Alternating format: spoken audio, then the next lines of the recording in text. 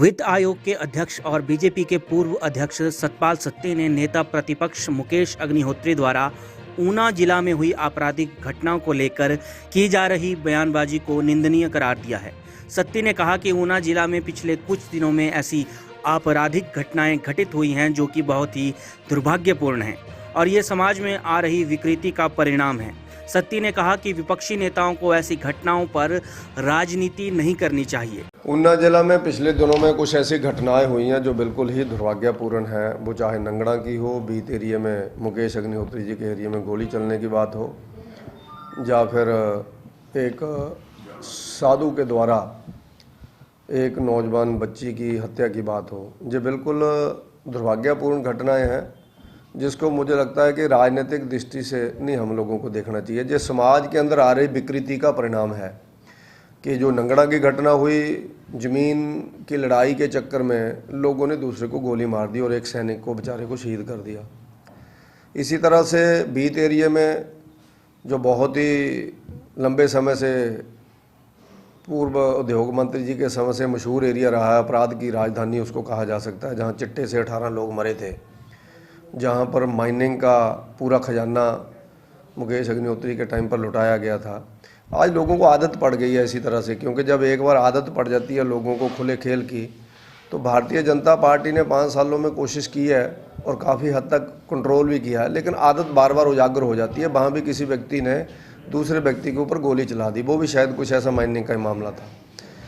तो ऐसे कुछ घटनाएँ हुई हैं जिससे ऊना आज की डेट में कह सकते हैं कि हिमाचल में अपराध की दृष्टि से लोगों की नज़र में आया है। हमारा क्षेत्र शांत है, लोग अच्छे हैं, लेकिन चंद लोग ऐसी घटनाएं कर देते हैं, जैसी घटनाएं हो जाती हैं।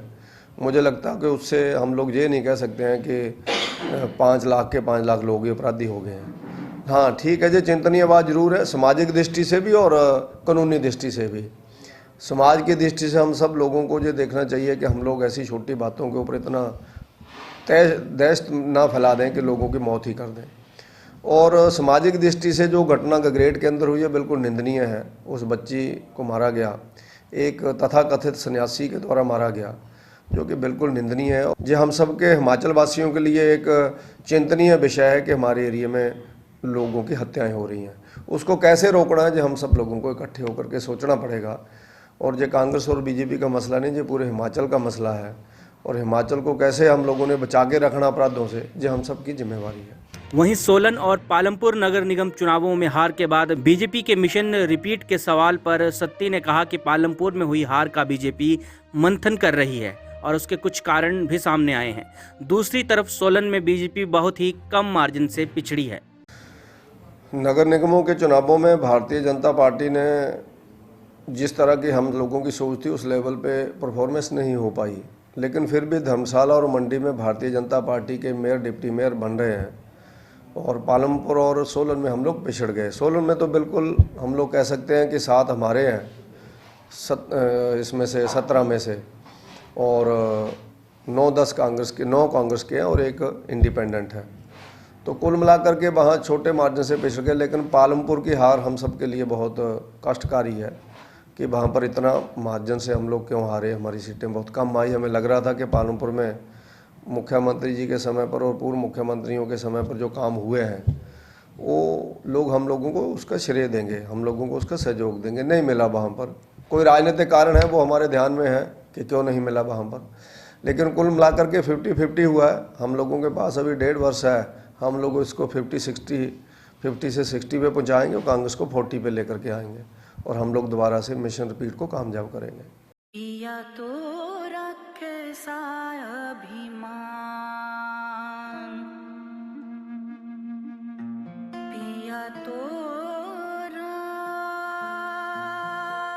बीती यादों से नाता सहेजना सीखा, हाथ थाम कर जिनके चलना सीखा,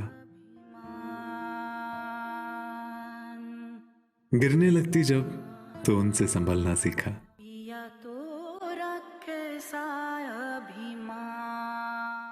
उनकी डांट से खुद को तराशना सीखा।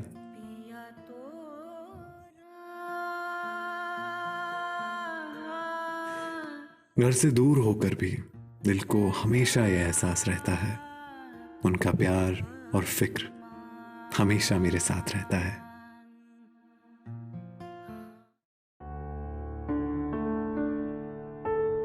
भूषण ज्वेलर्स, अनमोल रिश्तों के लिए।